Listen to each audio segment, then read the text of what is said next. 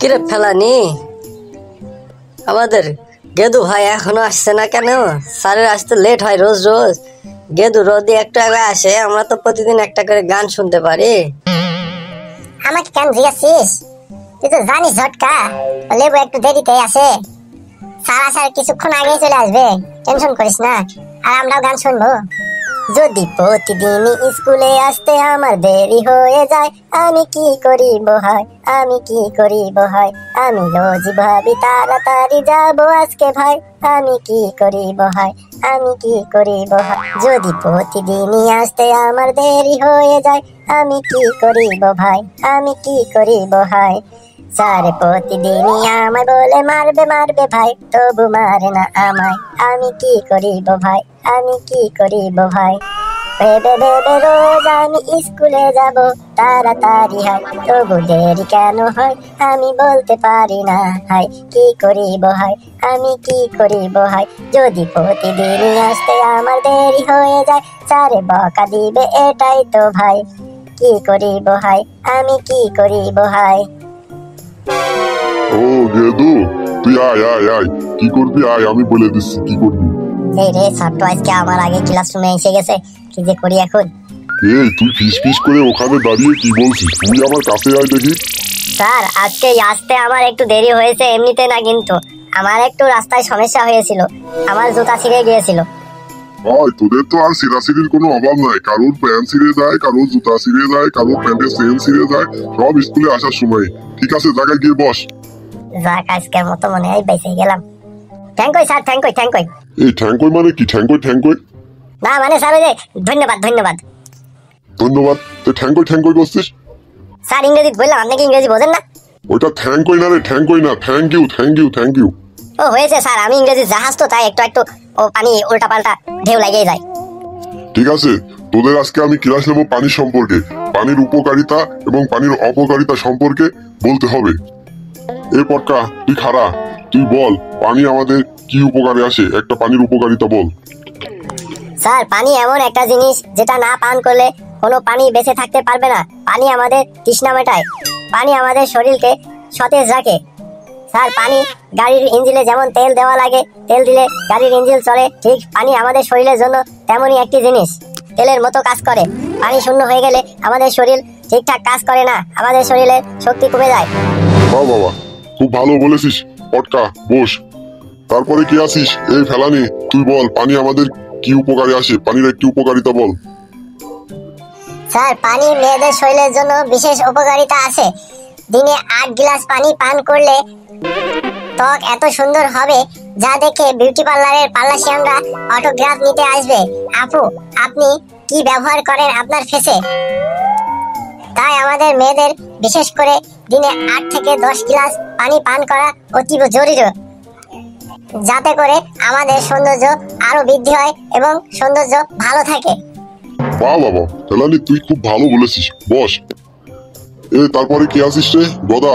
দাঁড়া, তুই পানির উপকারিতা সম্পর্কে বল, একটা পানির উপকারিতা বল।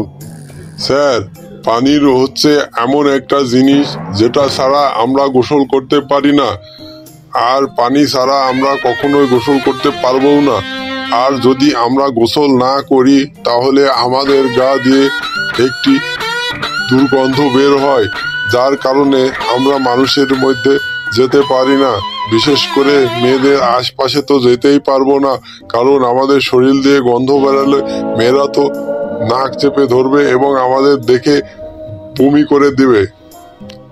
তাই গোসলের জন্য পানি প্রয়োজন বিশেষ করে, তাই পানি ছাড়া কখনোই গোসল করা সম্ভব নয়।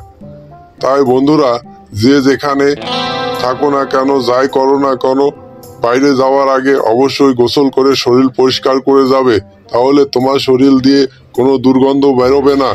আর যদি গন্ধ বেরোয় তাহলে মেয়েরা তোমাদের পছন্দ করবে না।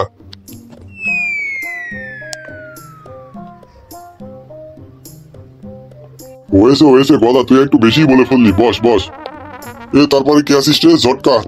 ওর দ্বারা তুই ঝট করে বলে ফেল পানির একটা অপকারিতা, পানি আমাদের কি অপকার করতে পারে, মানে পানির জন্য আমাদের কি সমস্যা হতে পারে। হ্যাঁ স্যার, তাহলে বলবো স্যার, পানি পান করা স্বাস্থ্যের জন্য ভালো।